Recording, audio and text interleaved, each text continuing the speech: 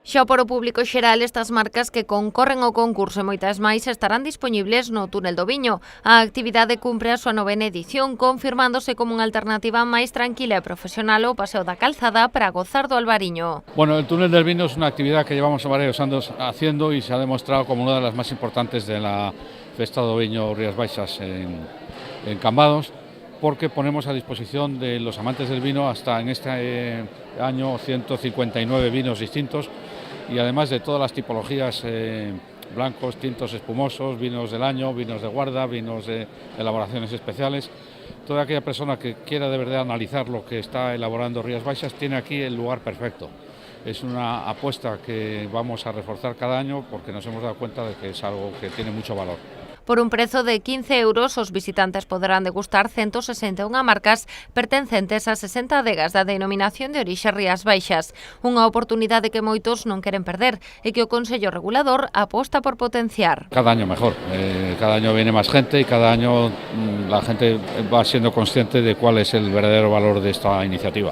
Comunicar más al público. Los primeros años había quizá un déficit de comunicación, no todo el mundo sabía que había esta exposición aquí. Cada vez lo sabe más gente, pero tenemos que reforzar la comunicación y reforzar también el número de vinos que estén presentes, que son cada año más. Fátima Val tamén destacou a diferenza que existe entre o túnel do Salón José Peña e os stands do Paseo da Calzada. Por iso animou a cambadeses e visitantes a chegarse para coñecela. Que animamos a todas aquelas persoas que nunca disfrutaron desta experiencia distinta, non, do que é catar os viños no propio Paseo da Calzada, que aproben, que a verdade é que é moi aconsellable.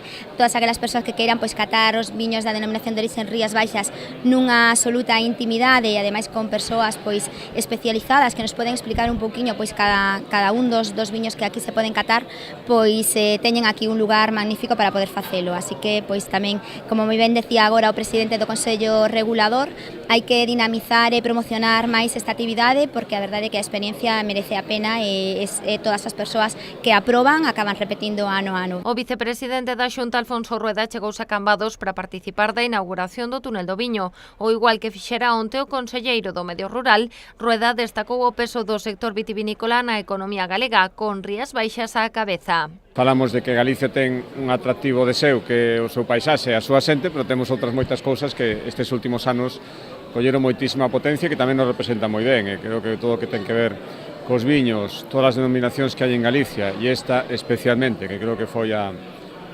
primeira en entender que había que internacionalizarse, que había que buscar na calidade a esencia do crecemento e da millora, pois sigue sendo pioneira en moitísimas cousas e está moi ben que unha vez ao ano haxa esta festa que é xa tan coñecida non só en Galicia, sino no resto de España e en moitos outros países, pois para recordar que se sigue facendo viño dunha enorme calidade, que cada vez se coñece máis e que esta é unha das marcas que tamén ten que identificar a Galicia como un destino moi atractivo para que veña moitísima xente a visitarlo. O horario de apertura das instalacións é de 12 do mediodía a 2:30 da tarde e de 7 da tarde a 9 da noite o venres, mentres que o sábado e o domingo abrirán de 12 do mediodía a 2:30 da tarde.